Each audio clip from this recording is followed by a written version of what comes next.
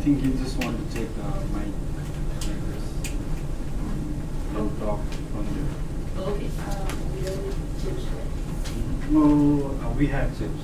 I got chips. Yeah. Oh. I got 2 chips. You got? Where?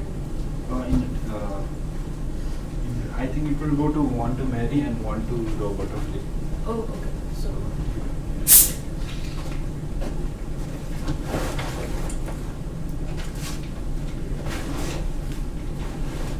So there's. Yeah.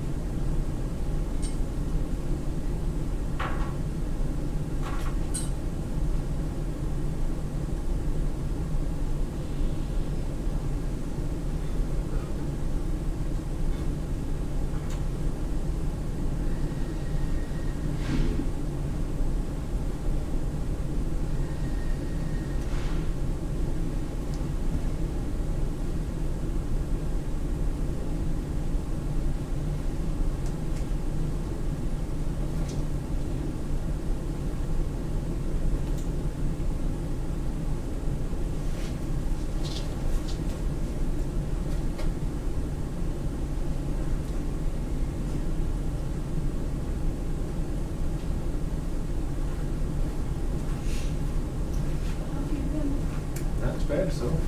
Good. What you doing there? Just watching it.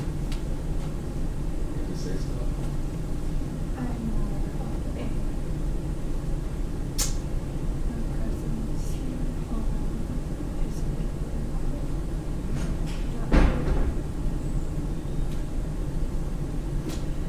It's married people.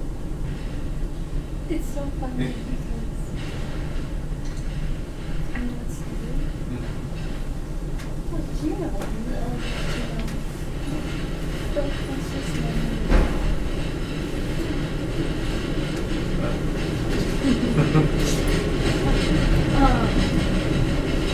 do you think of the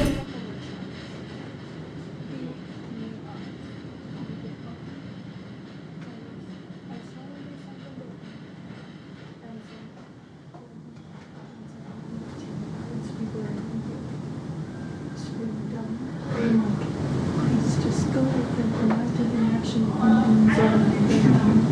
Like the whole thing that is meant to be fun and stuff like that anyway, and people have to maybe this reminds them of something they liked and help us out. Great. Yeah, I thought it was fun. I'm sure it was the most educational thing, but that's not the deal. Yeah, it was just meant to be a discussion. Right. Communication. Right. Talking about the workshop yesterday, did you hear what I did? No. This is the first day I haven't sounded totally like I was going to puberty like me, so. You get sick or what? Yeah. Nice. I pulled out my tarot cards and read the interpretations, and that was well, like, the whole thing was how different people have different communication Please and open, different please, thoughts and like stuff. open the Zoom. And I think that was definitely funny. And then I said, Yeah, I think it was good because he said he was asking who would open the doors. At the same time. So, I don't know if he did or not. And there was one. I got him You got on lipstick on your teeth, by the way. Thank you. Happens to everyone. It happened at the bar, and the bartender just goes, and I'm like, oh, girls got girls' facts. Did I tell you about when I worked at Ulta? Oh no. At Is some point in the this- day, I was does watching things. this compare to your days at Verizon? Not in like the chaotic sense, but like I had wiped. I didn't realize I had like samples on my hand lipstick, so I like wiped my them. And no one told me for like an hour.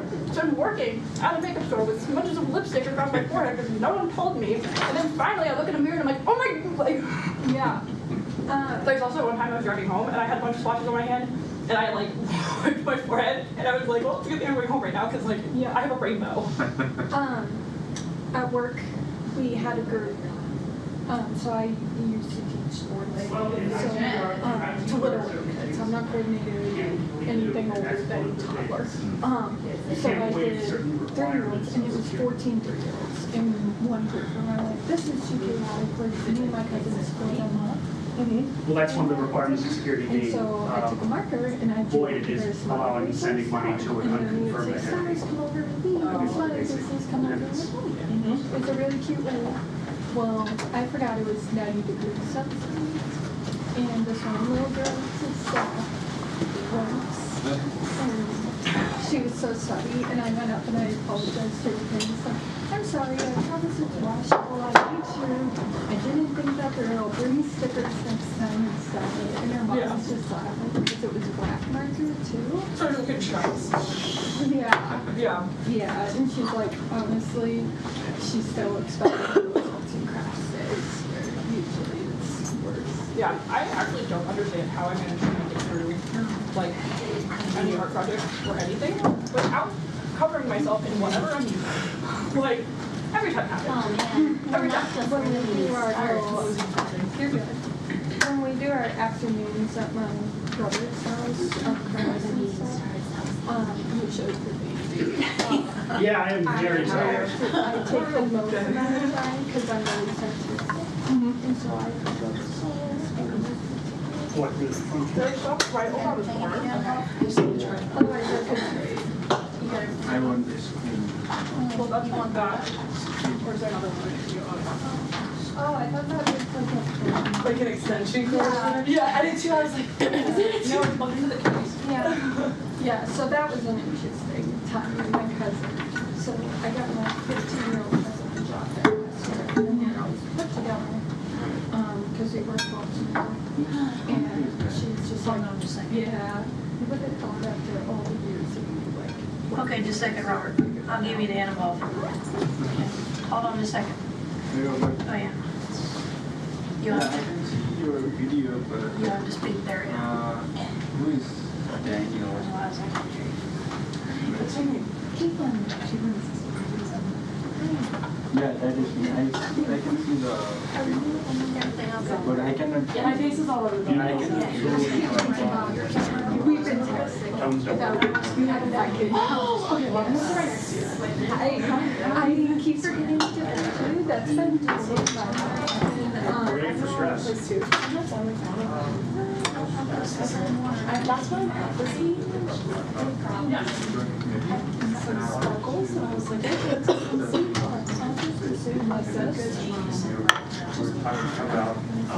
We were talking about the pictures and how we're putting the pictures up for the election. what, yes, 22 seconds. Sorry, we were talking about putting the pictures up as like candidates for the election. Yeah, it's Potentially the biggest issue as that people are trying to design this election place with people seeing people. Yeah. It could be I was calling you somebody that's out there who is like well dressed up, might have been implicit education of like, oh, Yeah. I have to pretend you need to design a correct thing. Yeah, that's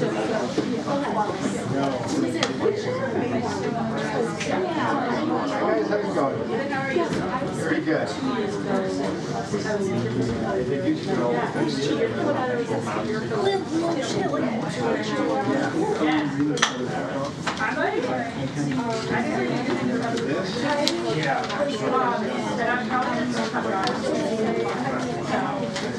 I want to really bring it up to you because they articulated it way better than I could.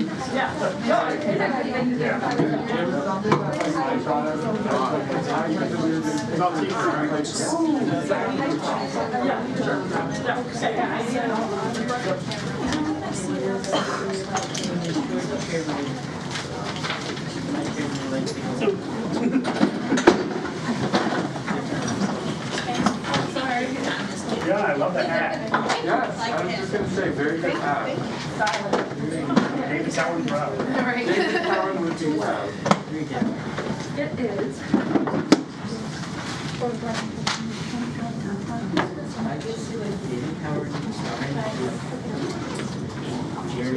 version of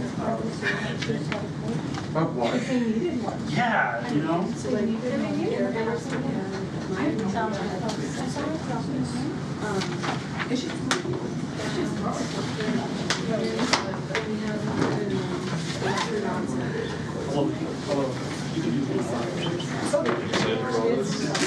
Oh, yeah, you know. Oh, yeah. After you bring me back the Victor placard, let's go.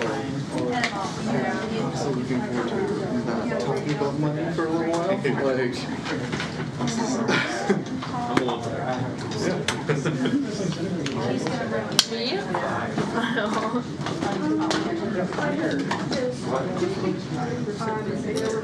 Well, I never know how long these meetings For a little bit, because these have been some crazy weeks. Oh, just like between this and like those two groups, and then I also delegate to the GOP's state and district convention. So like, yeah. Fucked up this year's being held, or the district convention being held in Mankato, and the state convention being held in Rochester, where my parents live. I was like, no hotels, nothing. not actors, so they're always like, oh, this is so easy. No.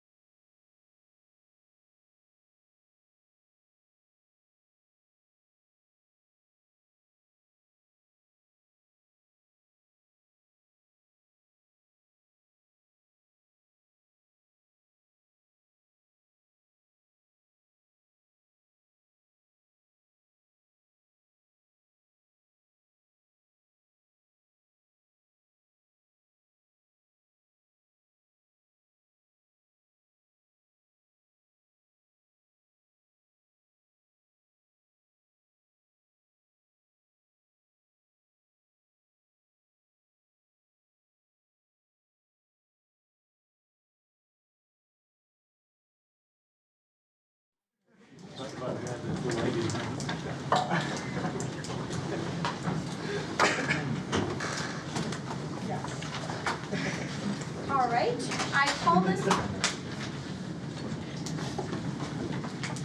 I call this meeting into order at 4:02 p.m.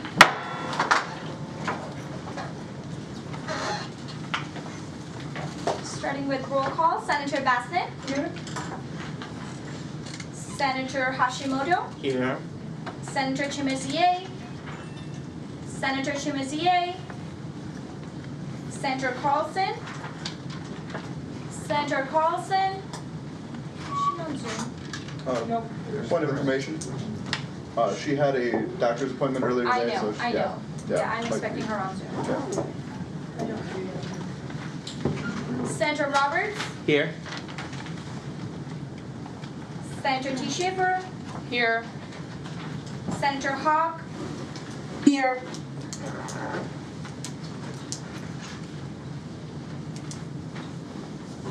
Senator Henson, Here. Senator Osman, Here. Senator Dustin, Here.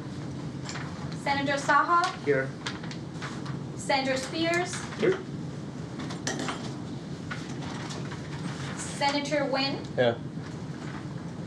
Senator Uzefa, Senator Uzefa, Senator Wing, Present. Senator Pena, Present. Senator Nowak, Howdy. Senator Flynn, Here. Senator Hopwood, Here. President Stiff, Here. Vice President Severso. Here. All right. Let's get started with presentations. So again, I'm just gonna be going over the rules. Rules are same as last. We don't have that much of budget to go through, and I will explain when we're doing the budget. Basically, these are the budgets that SAC did not make any recommendations on, but they did come and present.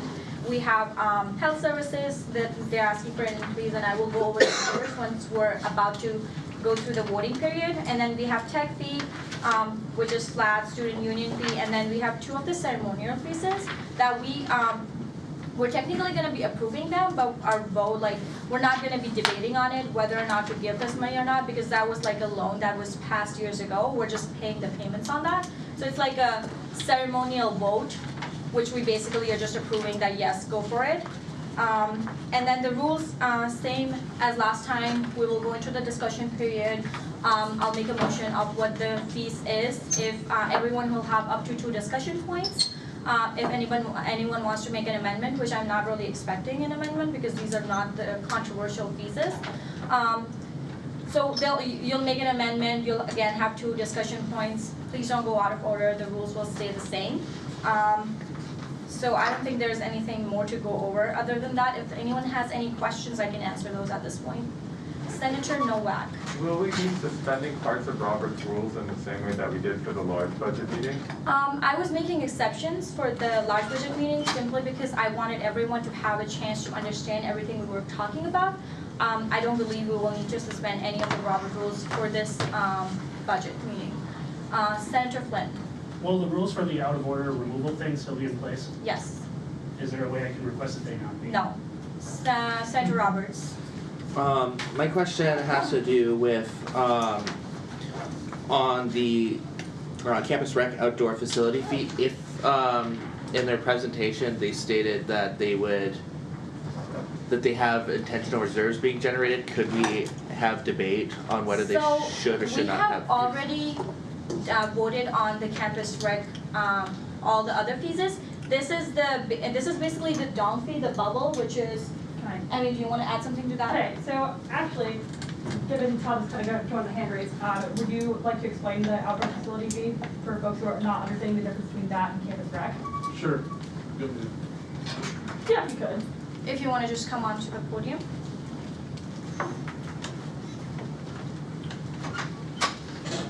Good afternoon, everyone. So the outdoor recreation fee is that fee to pay back the bonds on the outdoor rec fields, which were started in fall of 2008, I believe. And part of that is the bonds. Part of it is operations and maintenance.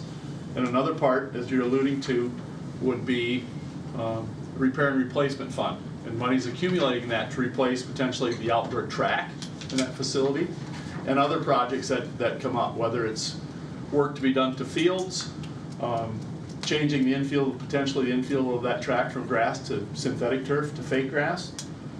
So there's money accumulating in that portion of that budget. Yeah. So if I'm understanding this right, there is no increase or decrease to that. We have already agreed upon this amount, so we just like, as a ceremonial we just vote yes and approve it and move forward. Even if we vote no, this is still gonna go forward. Yeah, that's capped at, or excuse me, it's banded at $30 per full-time student per semester, where the dome fee is $10. Yeah. Thank you, Todd. Do we have any other questions? You can take a seat. Thank you. Thank you. All right, if we have no further questions, I'm gonna move on to next order of business, which is open forum. According to our operating policies, open forum is suspended. Next is approval of consent agenda. I make an exception. Approval of consent agenda was technically gonna be suspended, but we have some time-sensitive things that we needed to be approved, and I got a request from the SAC advisor to get them on the agenda. So that is why I'm adding them to the consent agenda. And then we've got some appointments for ethics and standards. No debate on those. Those are appointed by me. So yeah, those are just the referrals, appointments. No debate necessary. So on approval of consent agenda, do I have any dissent? Any dissent? Any dissent? All right, unanimous consent. The consent agenda is approved. Moving on to the officer reports, I'm gonna get started with President Stiff. Hello everyone, welcome back to the Senate. I have a couple of updates for you today. First, the Students United Advocacy Conference is this weekend in St. Paul, so a few of us students will be traveling down there to kind of learn more about advocacy, how to advocate for ourselves and our peers, and then I can give you an update on kind of how the conference went when we come back next week. Next thing is elections. So if you're thinking about running next year, you're running out of time. So please already submit your applications if you're considering running, and consider joining a party or running independent. Next, just keep on your calendar. We have the banquet, annual banquet to celebrate Senator's inauguration, and a few other things coming up. So just keep that on your calendar and make sure you're watching out for that. Again, inauguration is just inaugurating the next year's leadership. And then the banquet is kind of like a celebration of this Senate. Next, transition reports. So every year, we have to kind of make reports for the next year's leadership as well. So I'll be leaving a transition report, for example, for the next president, and then each of you in your positions have to leave a transition report for your position. Even if you're running again, and even if you think you're gonna be in that same seat, you still have to write a transition report. The penalty for not writing it or not submitting it is no graduation cords. So please make sure you do that. We'll let you know where and when to do that, but just have that on your radar as well. Is there any questions on this part of my report before I move on? Do we have any questions? Senator Roberts. What day is the inauguration again and banquet?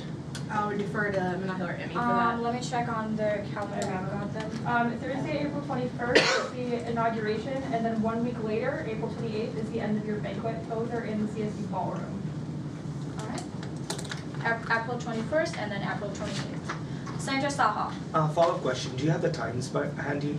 Yeah. Let me. And then, have we invited all the senators for these? The Amber will be invite should have come out from Amber. I know I got one for inauguration. That was an email invite, but there should also be a calendar invite. Right. Okay, so inauguration starts at 4 p.m. and then the banquet starts at 4:30 p.m. And then again, these will be getting sent out by the office manager to all the senators, so you'll all have that on your calendars if you haven't received them yet. Any further questions? Any questions for President Stiff? All right. All right, the next part of my report, I won't be taking any questions or discussion on, but I do want to address last week's budget meeting. And so again, I won't be taking questions or discussions on this because I don't think I'll really have much to say afterwards. But I want to preface this by saying that what I'm about to say does not apply to everyone in this room, and that I am addressing incredibly inappropriate behavior from just a few people. And it's important to know that I'm grateful for the conduct and constraint and respect that most of you showed. But I still do have to say this because this year Kara and I promised to be transparent and do things a bit differently, and so this is just in line with that. So I'm afraid our kindness has been taken advantage of, and that while we have constantly preached holistic support and grace for others this year, there wasn't much of that when it comes to us. I can't even really fathom how disappointed I am in some of the people in this room. I'm proud of most of that budget that we put forward, but it's apparent that some of the homework that we suggested be done was not. Kara and I mentioned how many hours we put into this week in and week out, and last week was no exception. For reference, last week, we were here at least probably 8 hours each day leading up to the budget meeting, and I think I already told you all that our hours are limited to 10, up to 10 a week, and we were here at least for 8 each day leading up. So that's around 20 hours of preparation just for the meeting that lasted 11 hours in total.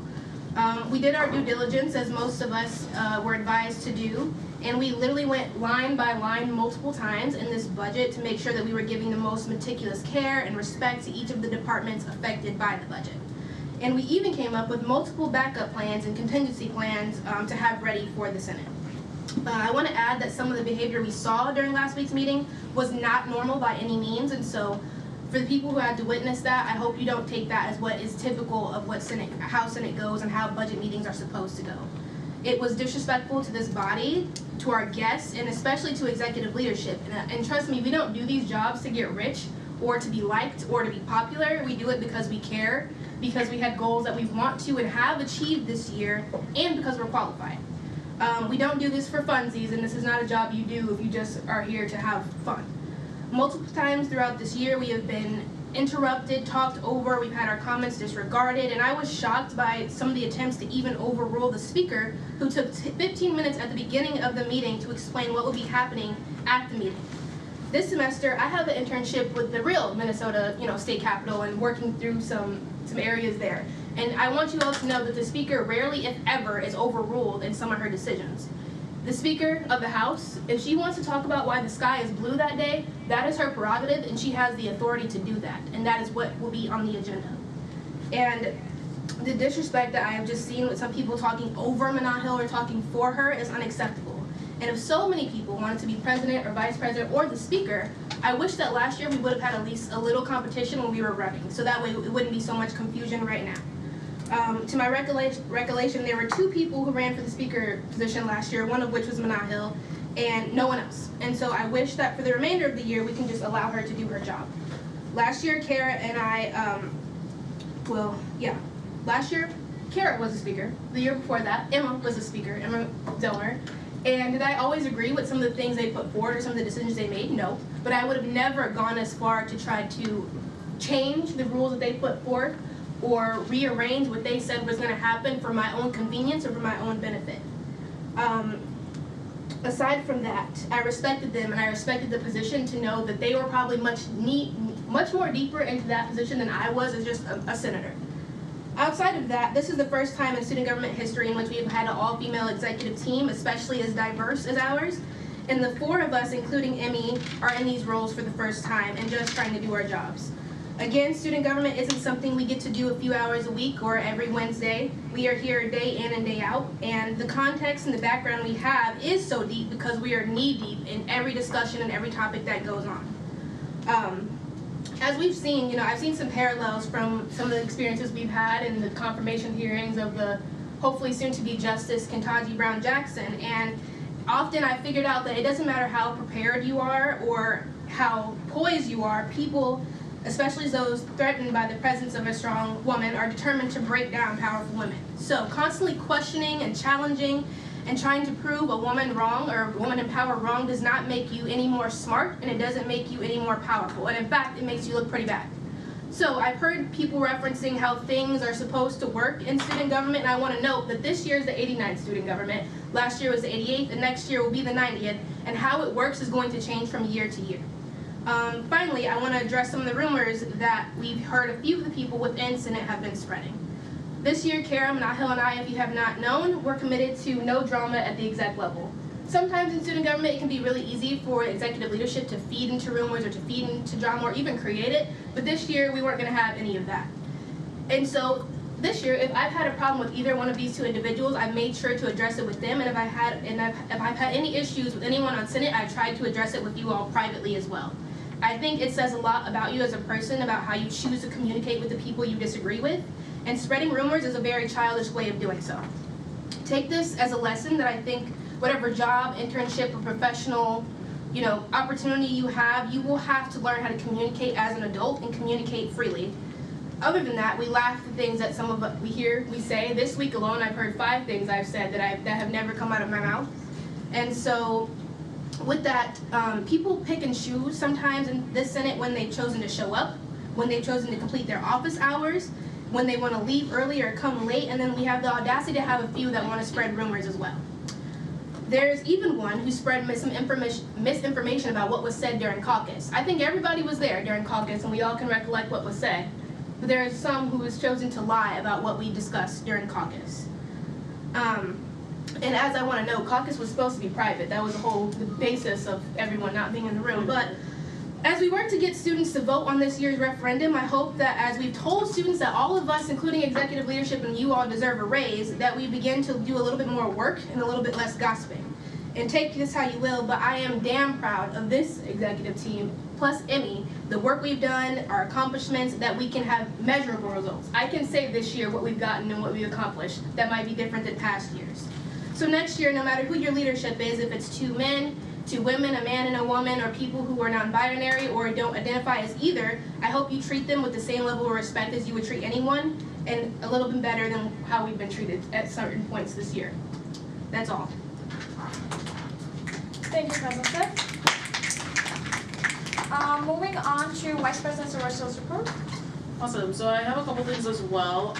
First of all, we've been in talks with Turn Signal, which is the app that would allow you to have an attorney listen in if you've been stopped by the police. And so they would only intervene if you've asked them to. And so we've had conversations with them about how we could look at implementing that on this campus. So we're in talks with them that would possibly take a financial investment, and so we're in our early conversations, but me and President Stiff have another meeting coming up for that. The next thing I wanted to talk about was cords. President Stiff mentioned this. We are currently on the hunt for our cords, but when we find them, we will let you know, and we will have a list of people who are ready to come get cords. But like President Stiff mentioned, if you don't do your final duties as a senator, you don't write a transition report, you don't prepare the next Senate, then we're going to withhold cords. The next thing I wanted to say is, actually nothing. I'll take questions if that's okay. Yes. Do I have any questions for Vice President Silversall? Any questions? Any questions? Awesome. So before I get started on my remarks, I'd just like to talk to Senate real quick and say, when I'm speaking, when President Stiff's speaking, and when Speaker Khan is speaking, I expect that you guys are looking at us and not talking to other people, doing other things, writing other things. So I'm going to address Senate right now. Senator Hansen. 2 notes on what you're saying. Comments not looking at you, or is that okay? I'd say generally in Senate, that's fine, but at this moment, as I address senators, I don't see a reason why we need to take notes. Okay. Let's just all pay attention to the remarks. Okay, great. So I also have some things to say about last week's budget meeting that I wanted to start off with. The first thing that I wanted to say was that you as senators know different than us, right? You represent a more specific group of students, you have a different lived experience as students, and you've had different experiences at this university. However, that does not mean that in this student government position that you know more than us. Most of you have been here less than a year. I've been here 2, and that doesn't mean that you have to agree with us on every stance we take. It doesn't mean that you need to like us, that you need to always stand with us, but it does mean that you need to respect us, and you need to respect our leadership, and you need to respect the context that we're able to bring. And because, like President Stiff said, we are in these meetings day in and day out. President Stiff counted 20 hours that we're prepping. That's not counting all of the emails we sent trying to coordinate meetings with people and the meetings we sat in to prepare for this budget. So, there are some people in this room who do not have that context, but they may have more clout. And sometimes I think we forget who we've elected as our executive team and who we've elected as a senator. And I'm so glad that we have leaders in Senate, but that does not mean that you carry more historical context about the budget or that our thoughts on it should be disregarded. And that is truly how that felt last meeting, when we were spoken over, when we were cut off, when we were called out of order, and when we would try to speak on something for a line item, and we would move on quickly to voting, despite me dissenting constantly. Because as senators, you may have been thinking, well, we've already agreed on this, let's save time and go on. As a vice president, I'm thinking the people that are watching the live stream do not know what's going on. The people who are constituents do not know the rationale of why we've made decisions. And so that's something that we need to respect, that we have a leadership team for a reason. And you don't have to like us, you don't have to agree with us, but you do need to respect us. And you do need to listen to us. And that is something that we lacked last meeting. So that's one thing I wanted to address. The next thing I wanted to address was the use of abstaining. I was extremely disappointed with how many abstention votes we counted at last week's budget meeting. The use of abstention is because you have a moral, religious, some sort of conflict, or you have a conflict of interest, or you are uninformed, okay? You don't abstain because you don't want to make a hard decision. You don't abstain because you don't want your vote to be recorded. You don't abstain because you don't want to disappoint people. You were elected to these positions, and I hope that for the rest of the year, you do your due diligence as senators and vote. The next thing I wanted to say is I am just kind of shocked by some of the audacity I saw in that meeting. Some of the audacity to think that you know more than the speaker, or that if you have the audacity to call somebody out or call something out, you damn sure better know how to say their name, and you better be correct. And if you can't do that baseline, it's just disrespectful. So I want you guys to think next time, how are my words reflecting my values? And also, what is the implicit message that I'm sending through my words? Even if you didn't say it out loud, what are you showing that you value more? And that's something I think we all need to reflect on. And I have to say, I'm really disappointed with some of you that we met privately. We discussed in great detail our approaches to the budget.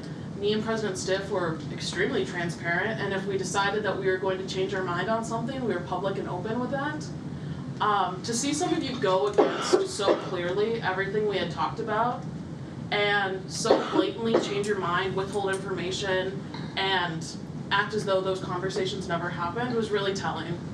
And it was really disappointing to see on the floor. And it's okay to change your mind, but it makes it hard to trust a team when that trust is constantly broken. So I'll say that, and then the last thing I just want to end on is that, like, it's really super easy to critique something. It's really super easy. All of you can sit right now and say, like, oh, Kara's just taking her report time to yell at us, Kara's just chewing us out, they're just playing the woman card, they don't know what they're doing, they're just mad that they didn't get their budget lines passed, blah, blah, blah, blah, blah, blah, blah, blah, blah. It's really hard to create something. It's really hard to create a culture of respect and transparency. It's really hard to create 4 different budget proposals and a backup budget. It's really hard to lead this group here and to write legislation and to do your job day in and day out when you feel so disrespected by administrators and by your own team. But it's so easy to take that down. And so I hope in every position that you go into, I hope that you guys have an easier experience. I hope that you feel valued. I hope that you feel safe to make mistakes and safe to ask questions and safe to say what you need to say. But I also hope that you guys bring that same energy into creating as we saw critiquing last meeting. And I hope that you have success with that in the future. And I hope for us that we can continue to try and live that out and acknowledge in places where we messed up and how we'll do better next time. So, thank you for your time. Thank you.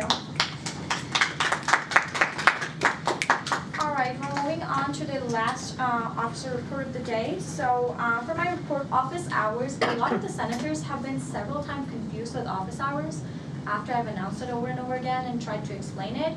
Now it is on your calendar, and if you still don't submit your office hours, I am not hearing anything. This whole year, I have been very lenient, I have been very understanding, if you came up to me and you told me that this week was not the good week for you for any kind of reason, I did not ask a second question and I waived it for you. But after explaining over and over again, after changing the rules for you, after accommodating you over and over again, if I am not seeing the office hours and I'm still hearing more questions about it, I'm not gonna hear it anymore. If, I know some of the senators were still confused about the office hours that were before the spring break. There was an office hour due before the spring break, and then for the week of the spring break, I said that you guys don't have to do any office hours. So for the week of spring break, there were no office hours. But the week before, there was a submission. I'm still gonna accept any submissions if you still haven't submitted. But after that, it is on your calendar. It is literally going to send you a reminder that you have to submit your office hours. It is a 4 hours long event. And if you still forget to do your office hours, I don't know how you guys are doing your assignments at this point then. That's for the office hours. Next, center reports. I have suspended center reports for last meeting and this meeting according to our operating procedures. The centers who were supposed to go for the last week and this week will be accommodated into the next 2 weeks or so on. I will inform everyone who is going next week and the week after that, so you'll know who is going when. If you still have questions about Mankato, you announced that we're going to only do 2 to 3 center reports. That's what I was announcing in the start of the semester and requesting everyone to sign up. When you didn't sign up, then I ended up with having 4 or 5 center reports per day. So that is why we're having that. But I will accommodate according to however it seems fit to you and it seems fit to the agenda. But yeah, that's all I'm going to say about that. Is there any questions? Senator Roberts. I just wanted to give a comment of how you're doing a wonderful job and that we should just give you a round of applause for the hard work you've done.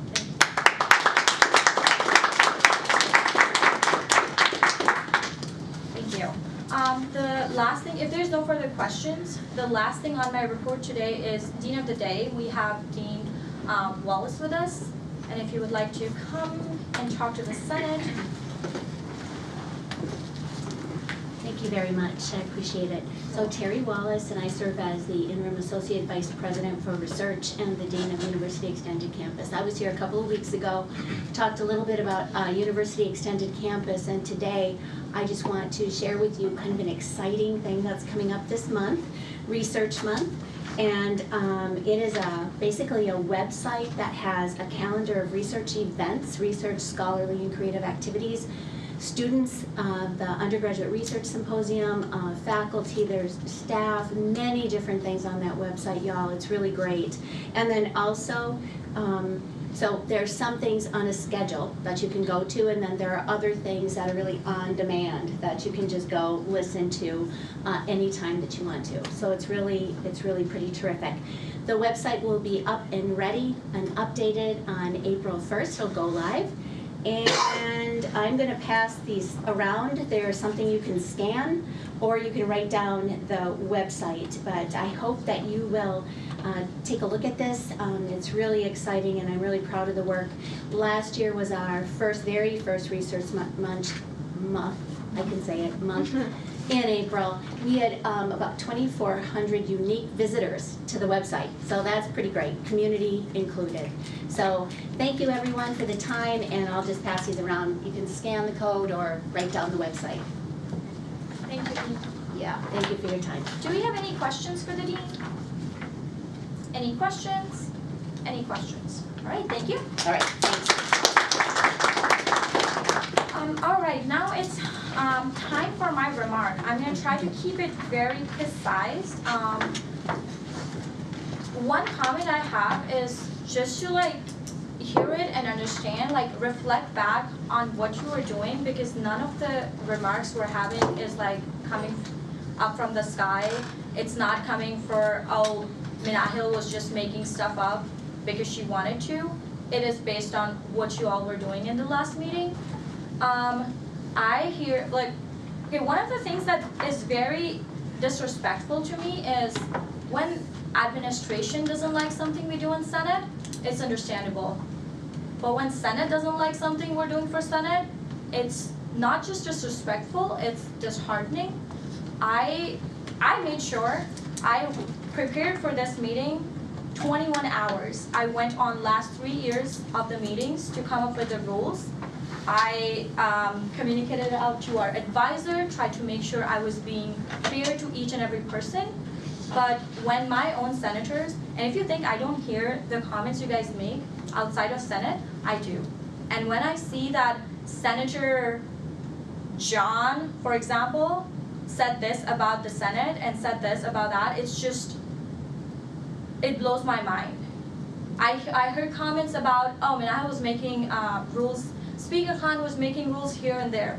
None of the rules that I made were just this year. Those rules were based on bylaws, those rules were based on our operating procedures, which if you have done your homework, you would know. Those rules were based on last 3 years of meeting. So those rules didn't just appear from the sky. Those rules were made after preparing for 21 hours. So it's just disrespectful when you're going out and communicating it out to other students that the speaker was just making rules here and there. And on top of that, when you claim that, I'm gonna try to keep it very precise. I'm not mad, and I honestly don't care about the rumors, but it's just sad to see my own senators going out and telling the other students that I was about to walk out if whatever I wanted wasn't accepted by the speaker. You're more than welcome to walk out from Senate. I don't make rules to accommodate one of you. I make rules to accommodate the whole Senate. I don't care if you don't agree with me. I care that I'm being fair to each and every one of you. And that's what was happening. In the last meeting, there were several times I took the time to communicate out the rules. I asked questions, I made sure everyone was clear. If there was any confusions, those were answered over and over again. And then on top of that, most of you all were still confused when it came to the budget. And it was again answered. But when you say that speaker was just making rules here and there and I was about to walk out, sir or ma'am, you're more than welcome to walk out. I am not gonna take this. And know that this takes you, this actually puts me in a position where I can send you to standards for this because I have record. I have record for all the comments you make, and it's just, you're not just making the leadership look bad, you're making the whole Senate look bad. You're making your own position look bad. And if you think that this is your last year in Senate, so you can just say whatever you want and it's not gonna affect you, it is still gonna affect you. If you're planning on being in Senate next year, this is how you're representing Senate. And we have to make sure that we're making Senate look good in front of the whole student body. Because you're not here just for your own self. You're not here for your own personal opinions. You're here because you're representing the whole student body. If you're representing a college, you're representing all the students in that college, not just yourself. So I'm not mad, I'm just disappointed. And I know the senators who have gone out and said, I was about to walk out if this was not accepted. You could walk out and I would still do what I made the rules for, because those rules were made putting in thought and work, hours. Those were communicated out in the start of the meeting, and those were going to be followed. I made exceptions because I wanted all of you all to stay. I respect each and every one of you. I respect each and every one's seat. I want all of you to vote. So the reason that I didn't walk out senators after being out of order several times was because I wanted you to stay and I wanted you to vote. So if you think that your opinion can change the rules, it cannot. The only reason you stayed was because the leadership and I wanted you to stay and vote. We wanted to hear your opinion. We wanted to hear what you and your students have to say.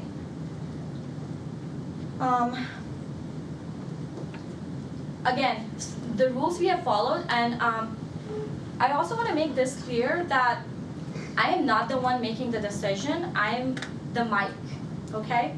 I am following what is in our bylaws and what is in our constitution. So if you're blaming leadership and if you're blaming the speaker that they're just doing this, or if you're blaming, oh, this thing happened or that thing happened, you all vote on it. You're the one who makes the motion, you're the one who seconded, you're the one who dissented, you're the one who votes on it. It's not the leadership. It's everybody in Senate. And I made sure that I was hearing each and every one of you.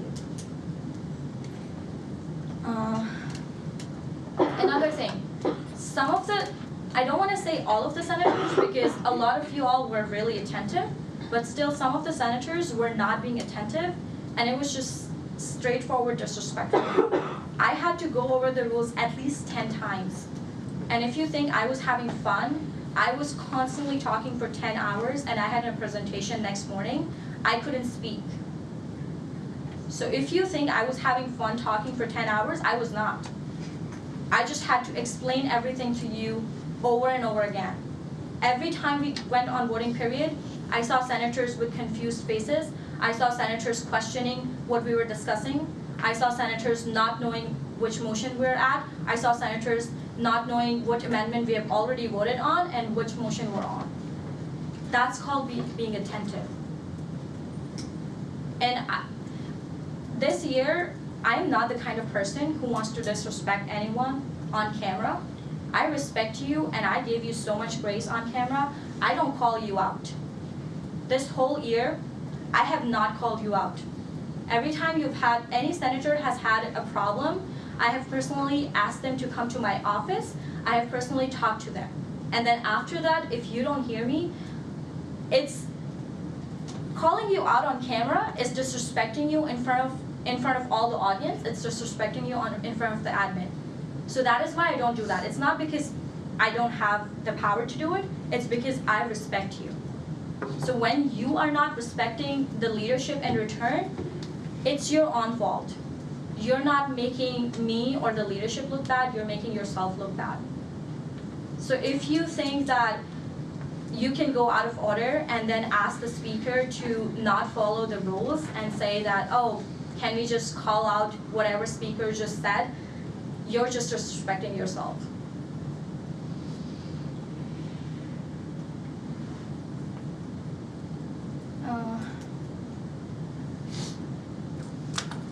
The very last thing I want to just add is a lot of the discussion that happens during Senate gets based on a lot of the rumors, and that's in Senate you get elected because we expect you to be professional. I have been a senator for a whole year and I never disrespected my leadership. I had opinions, I communicated those out, but I was always respectful about it. I didn't see any of the last year's senators or the senators I knew or leadership going out and making rumors of what happens in Senate and then what happens in private discussion. Caucus was a new thing. It's not something that I came up with. It was something that you guys wanted. And I respected that because I wanted all of you to be clear on what you're voting. I wanted to respect the power that each of you hold in your seats. So the period for caucus was for you to understand what you're voting on. It was not for you to use that time and then spread that information outside and make the whole Senate look bad.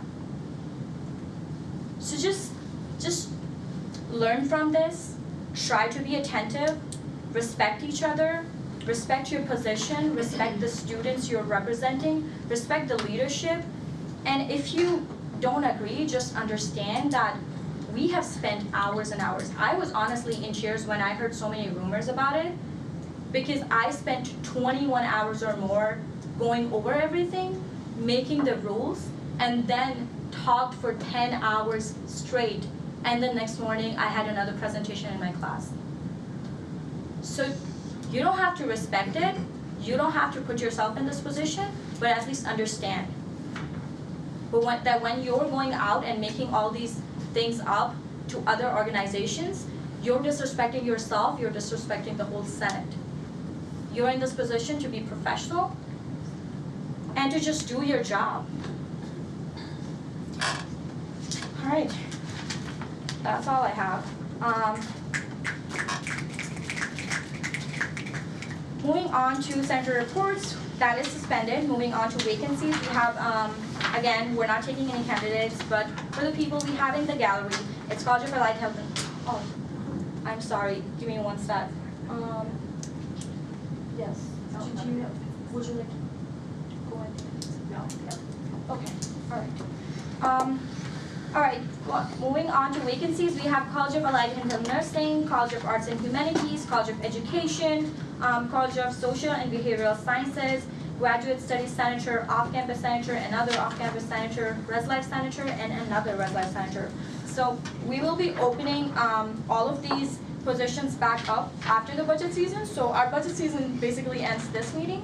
From next meeting, we will be taking applications, we will be taking candidates. It's not that much of time, but if you think that someone would still benefit from it, if someone is interested in running for next year, it would be a very good time for them to come now and experience how Senate runs, and just have a good experience. So people and faculty who we have in the gallery, please recommend people to apply, and if you have any students you think would be eligible, apply.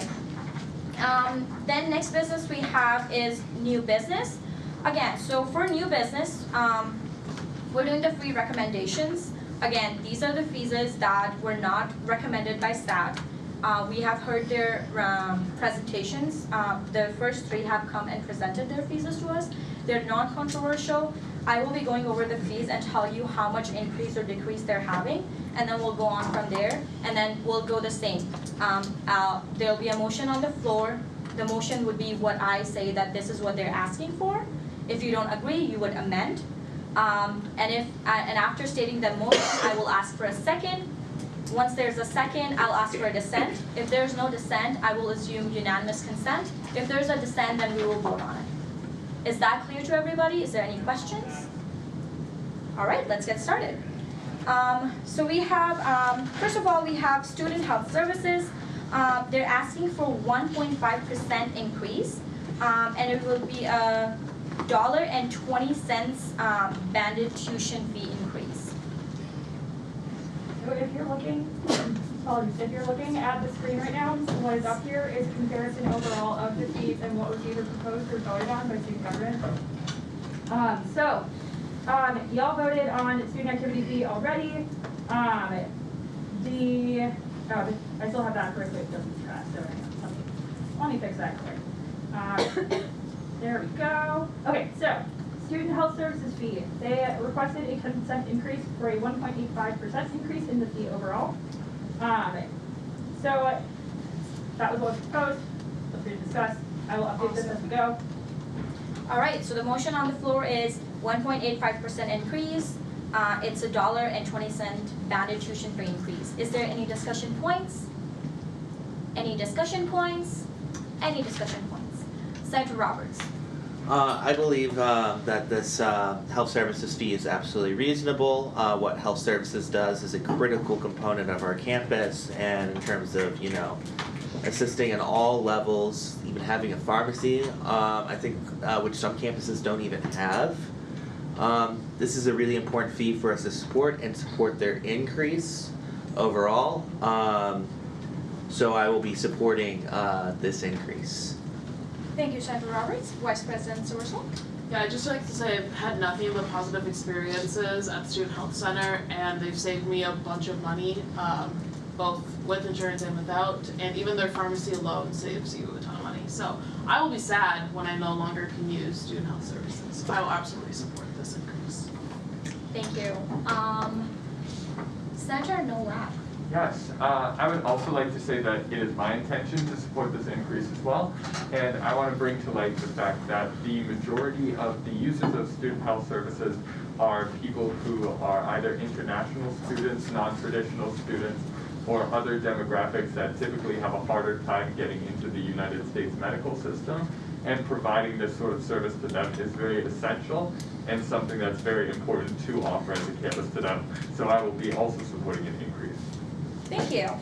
All right, is that Senator Dustin? Yeah. Yes. Yeah. So just to add up to everything, I will be supporting the increase because on our campus we have not just domestic students that use the health services, but also international students who have really difficult time understanding the healthcare system in the U.S., especially like going off campus to get medical services, is really difficult. And there's a lot of procedures that go into that. So really having like a facility on campus that accommodate the needs of students and to serve those needs, I think is really important. Just yesterday, I think it was yesterday or last week, I had like a one-on-one conversation with an international student who is actually stressed about her school fees and everything. And she has some kind of medical condition. She didn't have like options to go anywhere else. So when she heard about the student health insurance service, she went there and she came back to me and said the people, they were really good. They gave us all of the medications, and fortunately for her, it was really low than she thought, because the first time she went off campus for medical situation, it was incredible to see the amount she was billed. So just seeing how everything played out and it was reasonable for her, it really gives me hope that many international students are benefiting from the health services on campus. So I will be supporting this increase. Thank you. Do I have a motion on the floor? Vice President Russell? Motion to move previous question. Do I have a second? Second. Second. Do I have a dissent? Dissent? Any dissent? All right, we will be voting on it.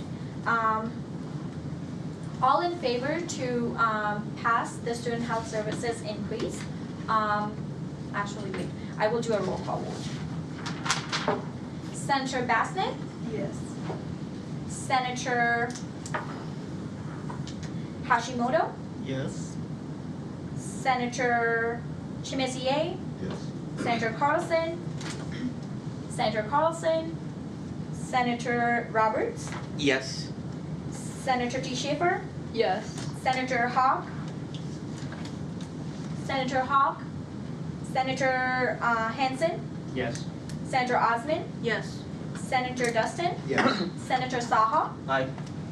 Senator Spears? Yes. Senator Nguyen? Yes. Senator Uzefa? Senator Wing? Yes. Senator Pena? Yes. Senator Nowak? Yes. Senator Flynn? Aye. Senator Hopwood? Yes. President Stiff? Yes. Vice President Sursel? Yes. All right, we have a clear yes, and the motion passes. Moving on to the student technology fee. That's flat. There's no increase or decrease. It's same as last year. Amy, can we pull up the numbers? Yeah. So it is currently $11.50 per credit. So the banded rate is $138 for students. So yeah, it's a 0.0% change. Awesome. I have it highlighted on there. Perfect. So right now we have a motion on the floor. I'll ask for discussion points, and if there is no motion to move to previous question, and if you don't have a dissent, we can just anonymously approve it unless you want to amend it or go for voting. I will take my first discussion point with Senator Roberts. So first off, I want to say that I absolutely support this technology fee. I do have one concern, but this will not be changing or amending. I do have the concern that esports that funding is used for esports out of this technology fee. I think that it should be moved to another category, in my opinion, because I think that is harmful to other organizations on this campus who work really hard for their money, who work and have to present their budget to us and do all these things. So I don't think it's the most transparent thing that it is on this budget, to where we cannot really heavily discuss it as much. So, but with that being said, I do support this technology fee. It is extremely important to students. I think some of the future projects that they're going to be working on is going to help the entirety of our campus community as a whole. So, and also it's staying flat, so not really much to discuss beyond that. So, thank you. I'll just add a comment to that. For senators interested in that, you can always join the technology fee committee, and those would be some of the discussion points that you can have in that committee. All right, let's go back to our motion on the floor. We have flat student technology fee. Do I have a second? Yes. Do I have a dissent? Any dissent? Any dissent? All right, we assume unanimous consent, and the fees is passed. Our next fee is student union fee. They're asking for a 3.8% decrease and it's going to be a decrease of 41 cents per credit. And for banded tuition, it's going to be a decrease of $4.20. And then Emmy can go over the numbers in detail. Yeah, the 420 decrease, I might not have done the math right. I'm getting over cold, y'all. But the correct numbers are up here. So the banded tuition rate would be $124.44, as opposed to the $129.36 that previously, or that the rate previously was. So it would be, as Phenomenal said, a 3.8% decrease, or a decrease of 41 cents per credit. Thank you. Discussion points starting with Vice President Worslow. I will be supporting this, and I also think as a marketing strategy, as we're trying to get the student activity fee referendum passed, that it's really important to note that the math is a little bit off, but it's pretty close to like the amount we're charging students increased for student activity, we'd be decreasing for CSU, and so I think if we pass this, we can market it like that and encourage students that like, yes, this is going up, but nah, this is going down, so like it's fine, you know? So I will be supporting this. Thank you. Senator Dustin? Yeah, I think it's really important to recognize that we're trying to like make we're trying to pass seek budgets that really kind of reflect the constraints that students are faced with.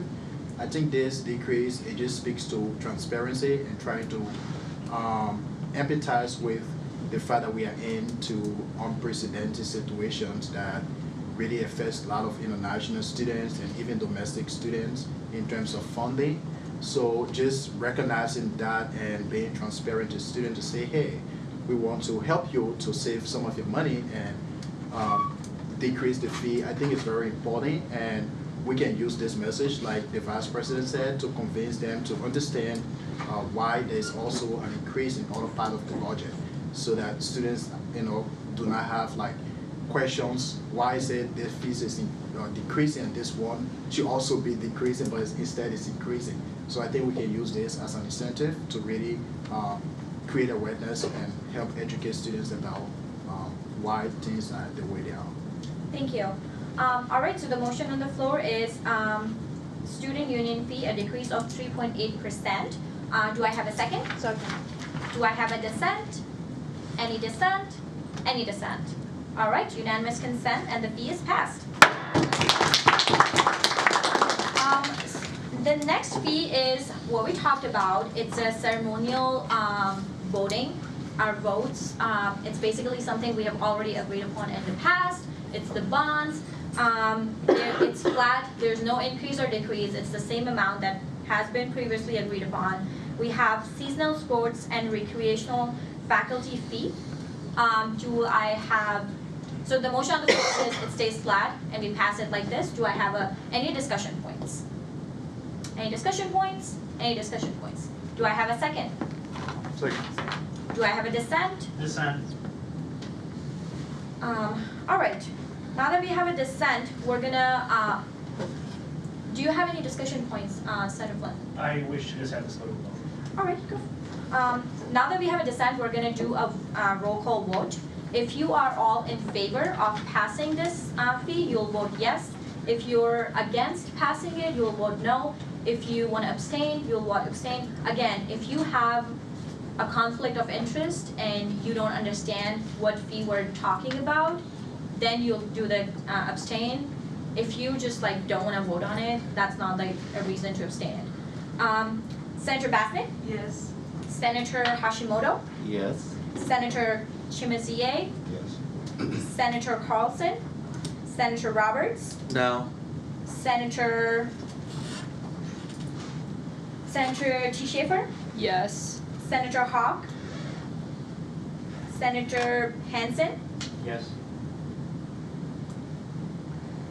Senator Osmond? Yes. Senator Dustin? Yes. Senator Saha? Yes.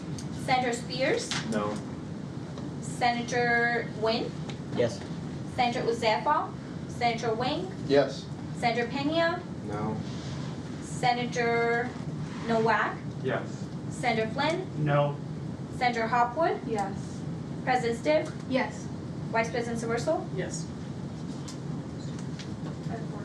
Yep.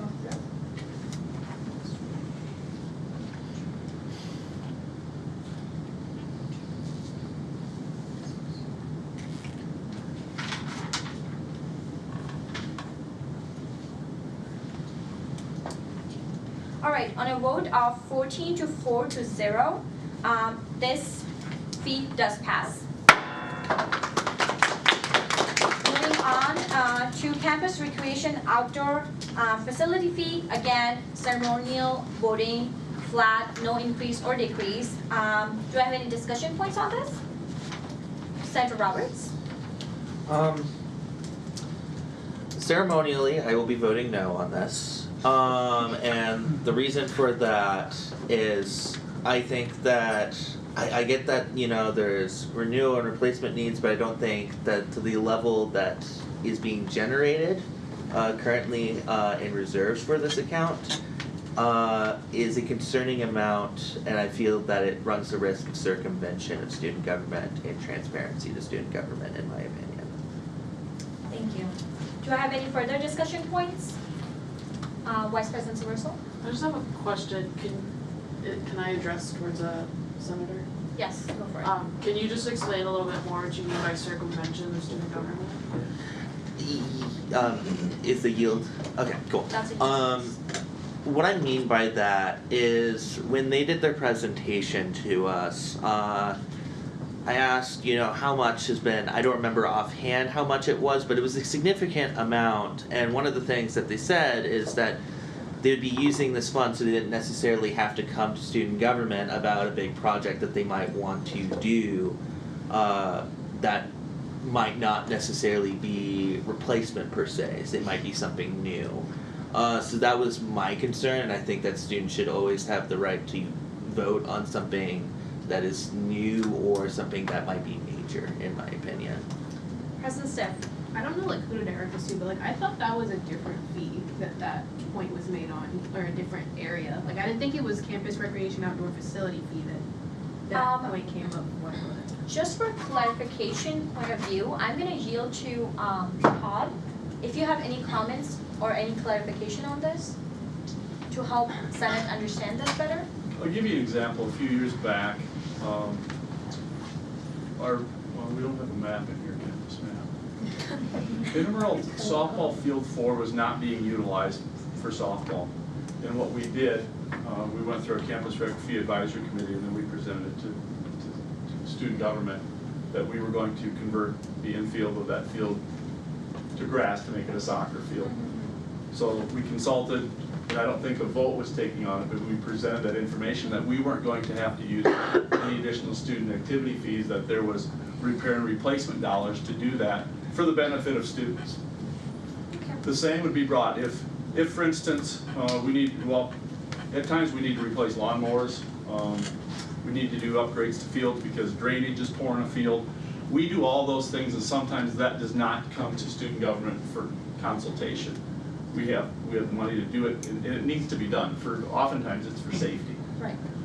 I had mentioned that the infield of the outdoor track gets so much use during the fall semester that oftentimes in the spring and in the summer we cannot use that field because it's natural grass, and we beat it up so much playing club soccer, intramural soccer, those types of activities on that it would be prudent for us to convert that from a grass field to a natural or to a synthetic turf field, utilizing potentially repair and replacement dollars.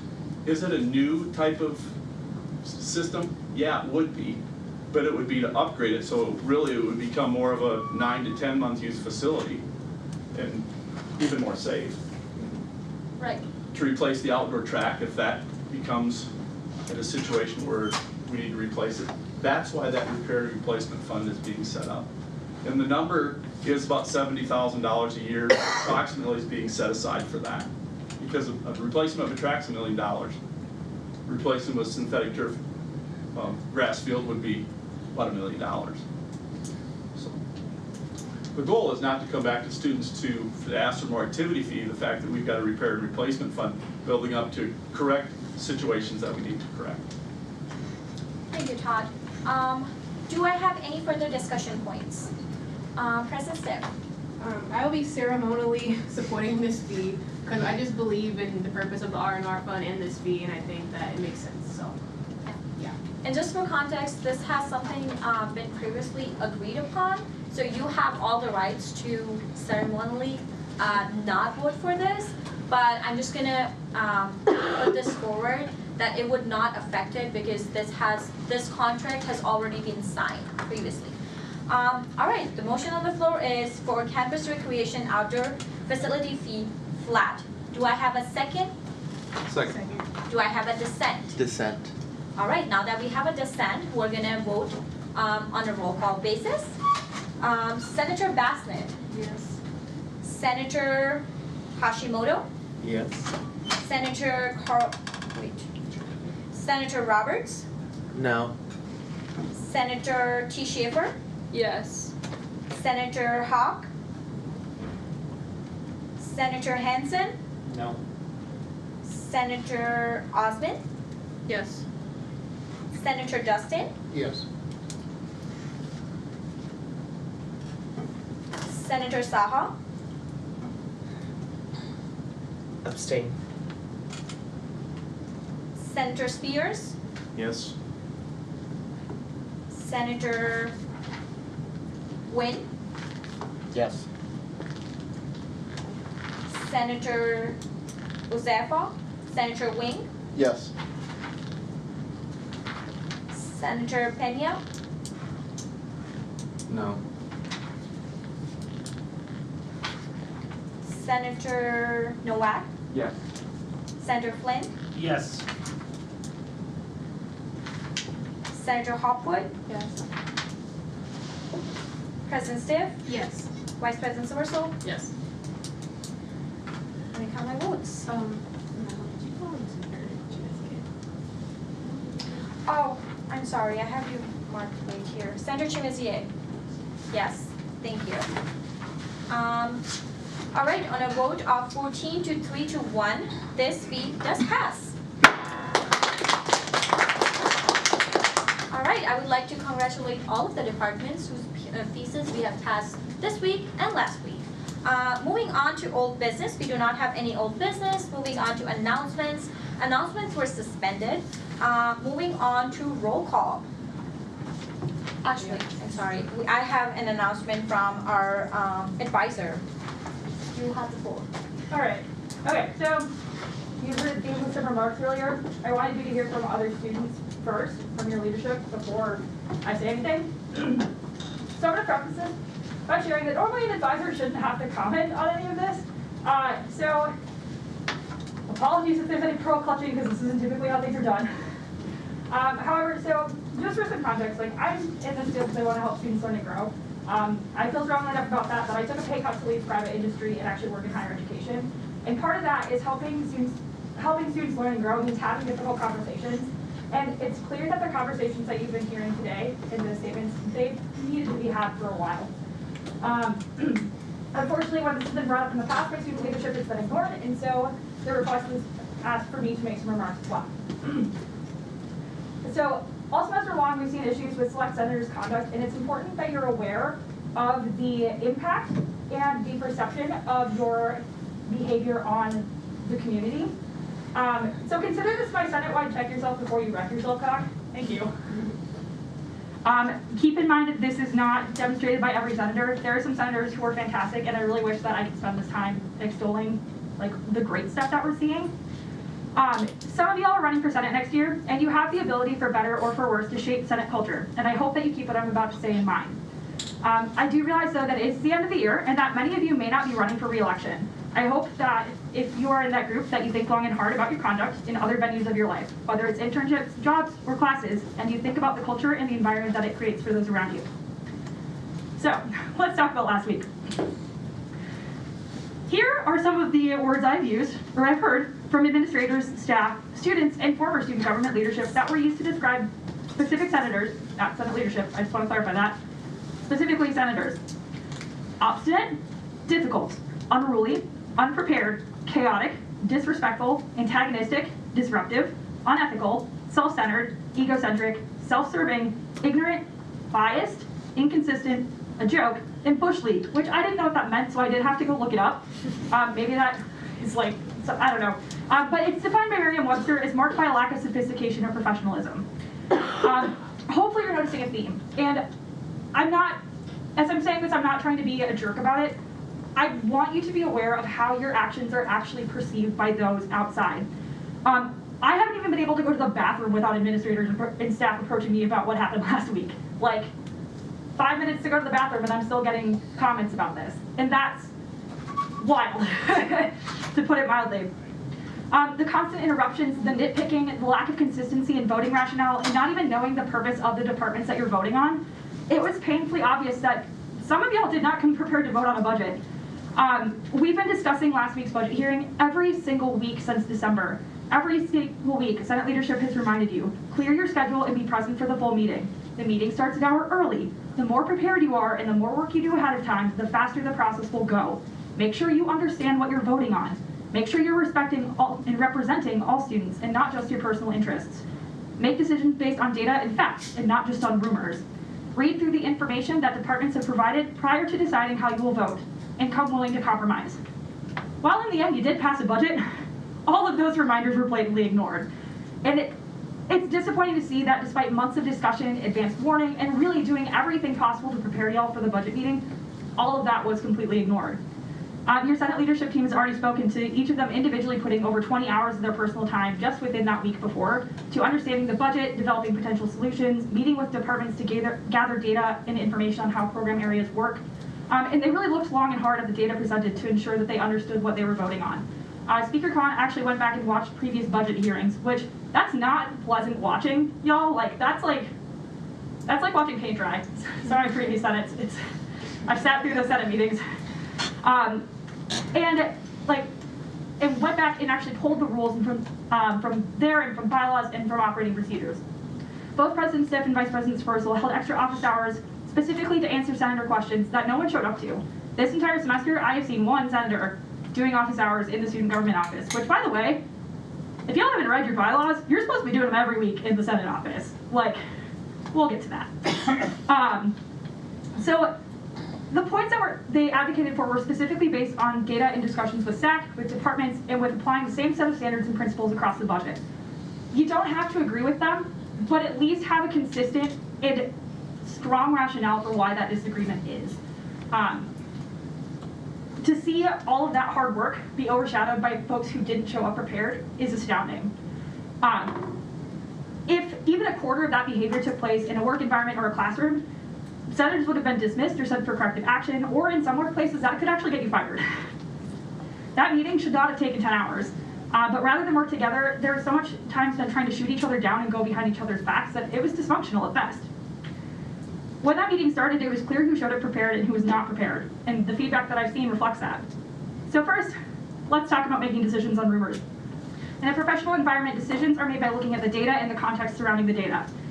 For some context, I used to work for Verizon as a tech support trainer, and every coaching decision, every content module, every scheduling decision, and every personnel decision, seriously, every decision we made had to have a strong set of data behind why that decision was made a certain way. If an employee tried to say, well, I heard this, so that's why, that decision would be laughed right out the door. Departments put a lot of thought and purpose into what they request for budgets, and it's painfully obvious that a lot of folks didn't do the work to understand those requests. Like, when I heard the question, what does this department do again? My jaw hit the floor. Because really, like, these budgets affect departments day in and day out. Departments really do try their best to be good stewards of student activity fee dollars. And so if a department's allocation is changed without a warning or rationale, it genuinely impacts their ability to perform their roles. On that line, when a department is appealing or is invited to speak, they're showing that they value this process. The lack of attention that was paid to presenters was kind of embarrassing. I didn't see any senators taking notes, and then when it came time to vote, everyone pretty much forgot everything that the departments had said. It's not only disrespectful to those departments, many of whom had to balance their presence to appeal with other schedule conflicts and things like managing childcare, because most of us had to stay after hours. Some presenters even ended up answering the same question 3 or 4 times, and then when it was time to make the recommendations, the same questions were asked yet again. Listen the first time, y'all. First time. Along those lines, budget hearings are not a time to make political statements either. Just because you as an individual does not benefit from a department's services does not mean you should try to cut their feet out from underneath them by slashing their budget or slandering them. There's a specific area that we really need to have a conversation about. So let's talk about it. Fraternity and sorority life. The accusations that were leveled were unacceptable and quite frankly abhorrent. If there are concerns about an organization's conduct or the conduct of individuals within an organization, there are avenues to address those concerns, and as senators, it is your responsibility to model appropriate behavior and follow those channels. They are there for a reason. If you don't know what those channels are, please ask. Last Wednesday was the first time most of campus, including the staff who work directly with fraternity and sorority life, heard those concerns, and which tells us that the efforts to address concerns in an appropriate manner have not been considered. Presenting claims of that magnitude without any evidence or without any opportunity for members from the community to respond is incredibly unprofessional and it's disrespectful. They're not some nebulous group. They are your peers.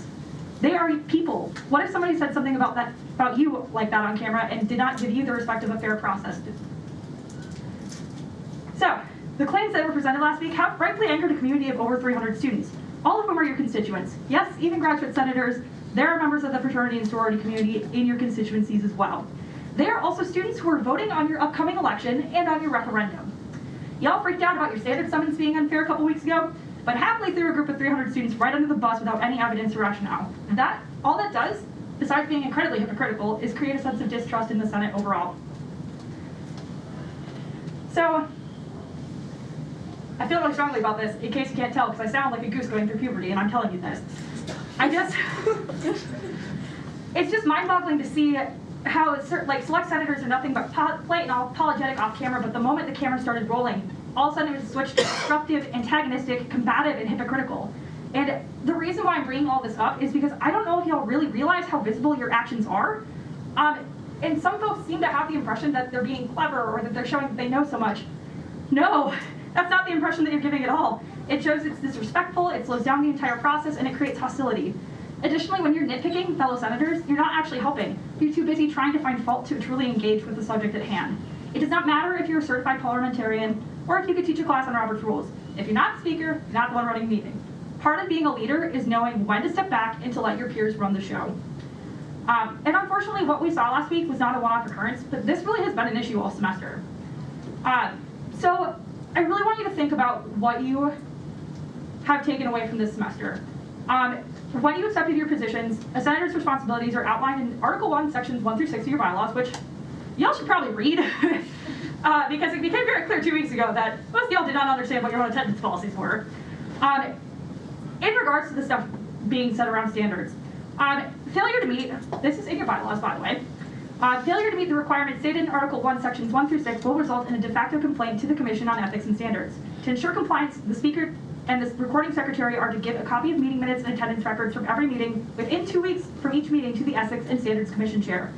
So if you're violating that attendance policy, it is an automatic trigger. It's not somebody having a vendetta against you, and the fact that you stand Senate leadership so flexible and willing to offer grace is, y'all have gotten really lucky. For context, this semester, there have been 68 absences from semester committee and Senate meetings. 6 of them were excused. That's 62 of your absences that were unexcused. You're meant to be representing students. And as you go out into your future roles, keep in mind that your attendance records are going to impact your performance at jobs. It's going to impact the opportunities that become available. And even offering the basic decency to notify somebody if you're not going to be present is essential to developing trust with those you work with. So, I really just want to I don't like having these kind of conversations. I don't like coming down like this. I generally am kind of goofy and a little more laid back. But it's important because if we don't acknowledge that there's a problem, we can never actually deal with that problem and learn from it and move on from it. At the end of the day, I hope each of you take the time to step back and reflect and learn from this experience. For the senators who have done a great job, thank you so much for that. We do see it and we really appreciate it. I would encourage you to think about what you can do to help create that culture in the places you go to moving forward. For the folks that unfortunately have been behaving in this manner, I hope that you pay attention to the impact of your behavior and your actions on your greater community, because we don't exist in a vacuum. Our words, our actions, and our behavior, they're important. And as representatives of this university, I hope you consider how your conduct reflects on the university as a whole. Thank you, Eddie.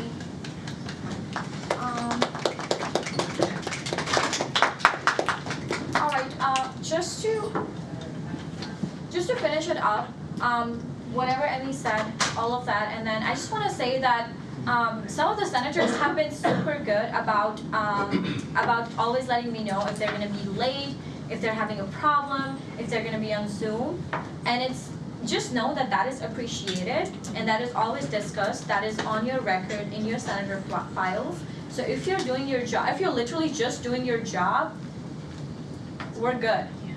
It's basically, it's just your expectations that you signed off on in the start of the semester. It is very childish when I see senators changing the facts in order for themselves to make themselves look a good guy to other organizations. It's simply childish. Don't do that. Talk on facts, have proofs.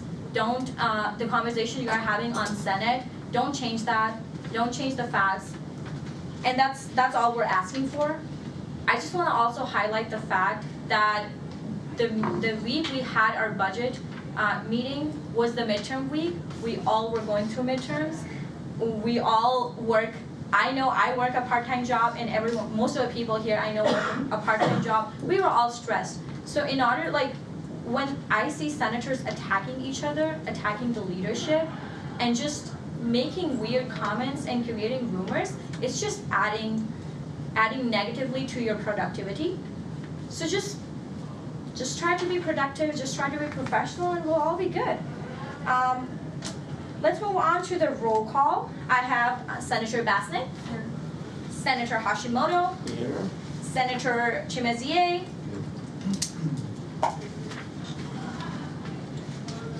Senator Roberts, Here.